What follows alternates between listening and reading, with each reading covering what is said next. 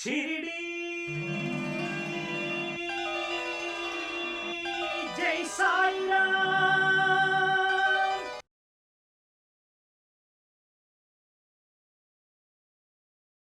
फकीर, आप साधारण मनुष्य नहीं हैं, आप साक्षात अल्लाह हैं।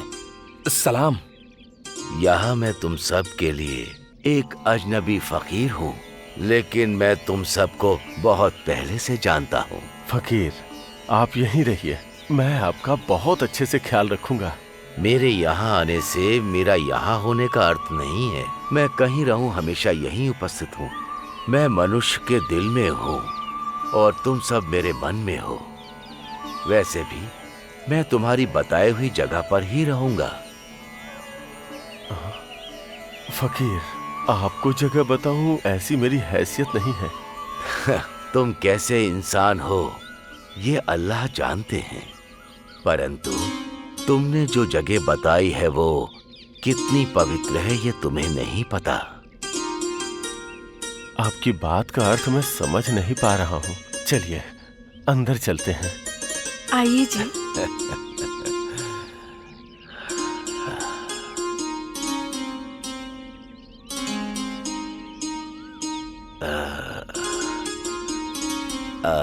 अकरम भाई, ऐसा लग रहा है तुम्हारे मन में कोई संदेह पल रहा है। उसे छुपाने की क्या आवश्यकता है? फकीर जी, क्या बताऊं, मेरी 4 बेगमें हैं और 9 बेटे भी हैं। मुझसे उनको संभाला नहीं जा रहा है। आप दया करके मार्गदर्शन कीजिए। मैं शांति से मक्का की यात्रा करके अल्लाह से मिलना चाहता हूँ। मक्का की यात्रा करने से तुम्हारी ये दुविधा कम नहीं होगी अकरम भाई। मुझे एक बात बताओ, मक्का जाने से तुम अपनी बेगम और बच्चों को भूल जाओगे? वो कैसे होगा फकीर, मैं भला उन्हें कैसे भूल सकता हूँ? इसका अर्थ है कि बंधन बहुत ही अटूट है। हाँ। तो फिर तुम्हारे मक्का यात्रा का अर्थ क्या है? इसका अर्थ? हाँ, मुझे समझ आ गया। मक्का की यात्रा करो, अच्छा है, पुण्य प्राप्त होगा, परंतु अपने कर्तव्य से मुंह मत मोड़ना, तुम्हें इससे पाप लगेगा। पानी में तैरते हुए तुम्हें तैरना सीख लेना चाहिए और फिर जाने अनजाने में ही तुम्हारे हाथ पैर अचानक हिलने लग जाएंगे। वैसे इस संसार में जीते हुए इस अनंत अल्लाह को देखने की शक्ति रखनी चाहिए। जानता हूँ शुरुआत में तुम्हें बहुत अधिक कष्ट होगा, लेकिन धीरे धीरे आदत पड़ जाएगी। उसके पश्चात तुम उसके अंदर की खुशी को ढूंढ पाओगे। अल्लाह सर्व अंतर्यामी है, याद रखो। अपने मन को नियंत्रित रखो। मुझ अज्ञानी की आंखें खोल दी। मैंने अपने जीवन में कर्तव्यों को भूलकर कई बुरे काम किए हैं। आप मुझे माफ कर दीजिए। अल्लाह मालिक। फकीर, चांद भाई जैसे मित्र होने की वजह से हमें आपके दर्शन हुए, वो भी बिना किसी तपस्या के।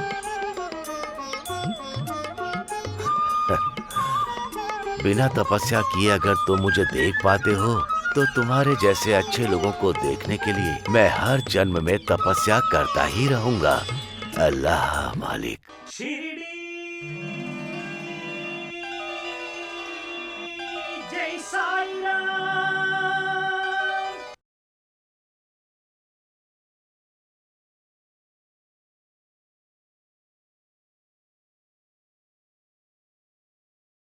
शिरडी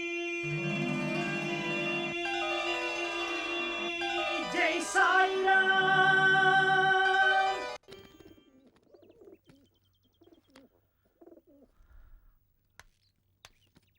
वो फकीर कहाँ है, पता चला क्या? मैंने हर जगह ढूंढ लिया चांद भाई, मुझे कहीं नहीं दिखाई दिए।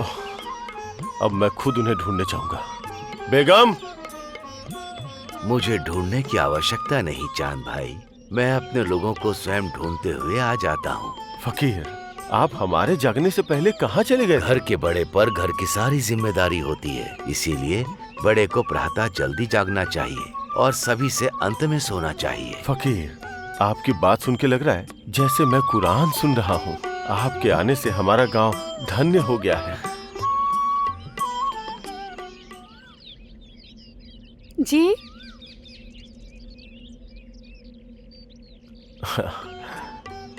फकीर, ये मेरे चाचा के बेटे हैं। सलाम वालेकुम। अल्लाह अच्छा सलाम। करेगा। इनके बेटे का निकाह तय हुआ है। आपकी उपस्थिति में ये निकाह होना चाहिए। ये निकाह शिरडी में होने वाला है।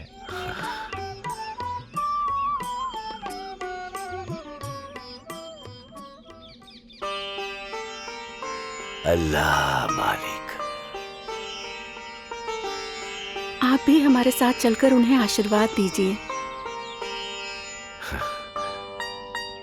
चांद भाई, एक मनुष्य दूसरे मनुष्य के नजदीक आ रहा, इसका अर्थ है कि ये अभी का संबंध नहीं है। उसके पीछे बहुत बड़ा अर्थ छिपा होता है। कोई किसी से अपने आप नहीं मिलता।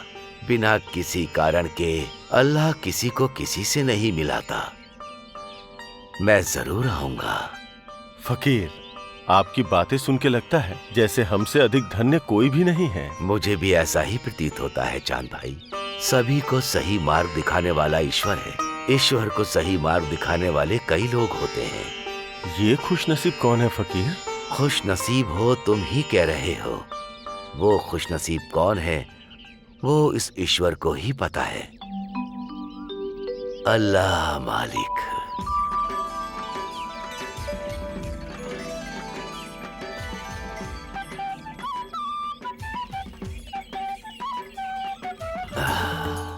फकीर, आप हमारे साथ ऐसे क्यों चल रहे हैं? आप आराम से गाड़ी में बैठ जाइए। कोई बात नहीं।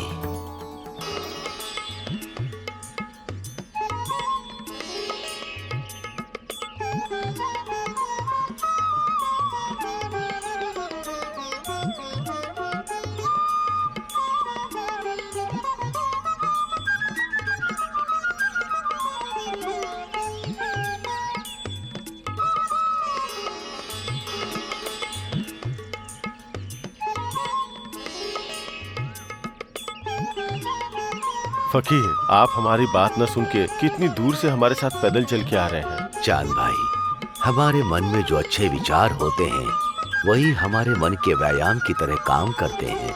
उसी तरह पैदल चलना शरीर के लिए व्यायाम है। हम जो चाहते हैं उसको हासिल करने के लिए शरीर अहम चीज है। शरीरम माध्यम खलु धर्म साधनम, ऐसा शास्त्रों में लिखा है। फकीर, हमें अपने शरीर के प्रति मोह नहीं होना चाहिए, ऐसा कहते हैं ना? शरीर के प्रति मोह नहीं होना चाहिए, लेकिन कर्तव्य होना चाहिए। जब हम पौधा लगाते हैं तब हम उसका कितना ख्याल रखते हैं पता है? उसी तरह से ये शरीर ईश्वर का लगाया हुआ पौधा है। इस शरीर नामक पौधे को जब तक उन्हें वापस नहीं लौटा देते, श्रद्धा पूर्वक इसकी देखभाल करते रहना है। इस शरीर के माध्यम से ही हमें अच्छे कार्य करने चाहिए, जिससे इस शरीर की मृत्यु के पश्चात अच्छे कार्य जिंदा रहें। संकल्प लेने के बाद दोबारा ये शरीर हम प्राप्त ना करें, इसके लिए हमारे बुजुर्ग कहते हैं कि अपना शरीर ही मंदिर है।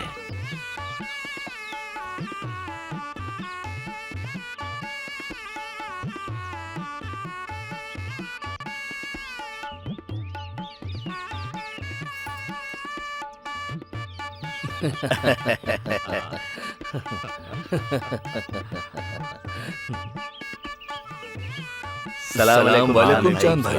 बैठिए बैठिए। अब आप निकाह का कार्यक्रम प्रारंभ कीजिए।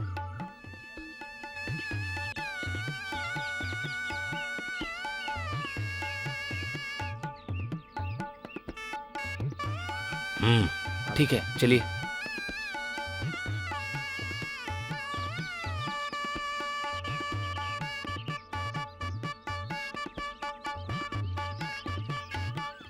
बेटी, 20 गज जमीन और 10 तोला सोना आपकी तरफ से मेहर दिया जा रहा है, तो क्या आपको ये सब कबूल है? हाँ जी। तो फिर मैं जो कह रहा हूँ उसे 3 बार दोहराइए। अल्हम्दुलिल्लाह, अल्हम्दुलिल्लाह, अल्हम्दुलिल्लाह, अल्हम्दुलिल्लाह, अल्हम्दुलिल्लाह। अल्हम्दुलिल्लाह।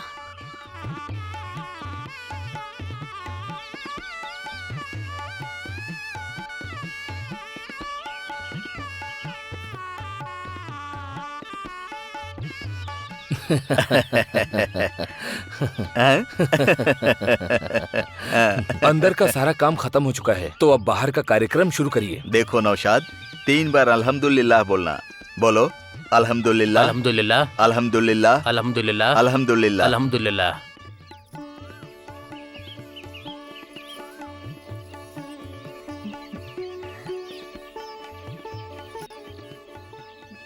चांद भाई, शादी बहुत अच्छी हो गई। इसमें मैंने क्या किया है?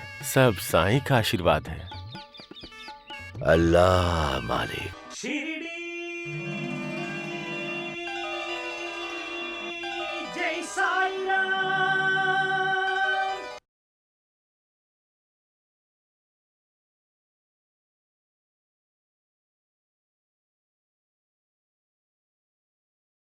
शिरडी जय साईं राम। इतिहास न जिन्हें भगवान कहा, महर्षि जन, सिद्ध जन, अवधूत जन, योग करने वालों ने क्या कहा? धर्मार्थ काम करने से जिन्होंने कभी कोई कमी ना की, जन्मभूमि मातृभूमि।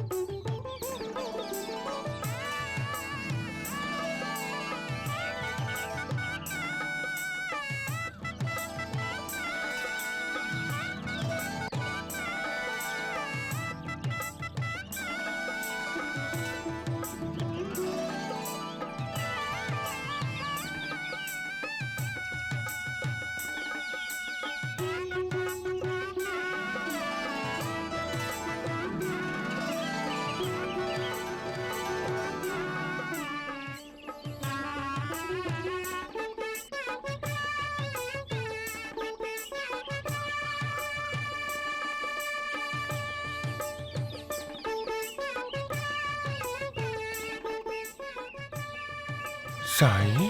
अल्लाह मालिक।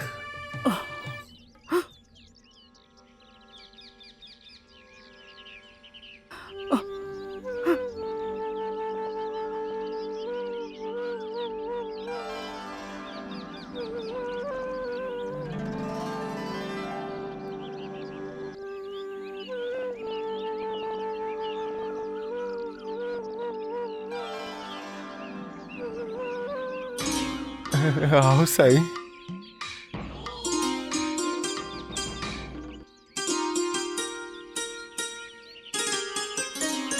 आइए। आपने तो मुझे नाम देकर बुलाया। क्या मैंने नाम दिया? साईं नाम लेकर ही तो आपने पुकारा। ये साईं नाम तो आपके बचपन का नाम है। स्मरण तो आपने कराया। ये मेरी खुशनसीबी है जो आपने स्मरण कराया। ये मेरी खुशनसीबी है। आप कहाँ से आ रहे हो साईं?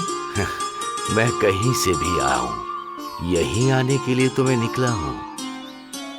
ये है खंडोबा जी का मंदिर।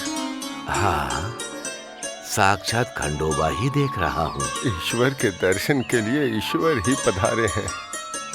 ईश्वर नहीं, ईश्वर के दर्शन के लिए यहाँ आया। क्या ईश्वर के? कौन है साईं?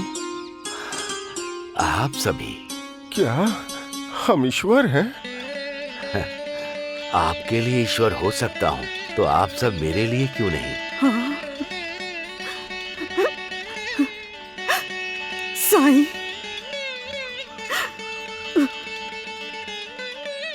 मैं तुम्हें याद हूँ माते। मैं आपको कैसे भूल सकती हूँ साईं? आप ही तो हमारे साईं हो। आप तो मेरे साईं हो। माँ की तलाश में ही तो बेटा आया है माँ।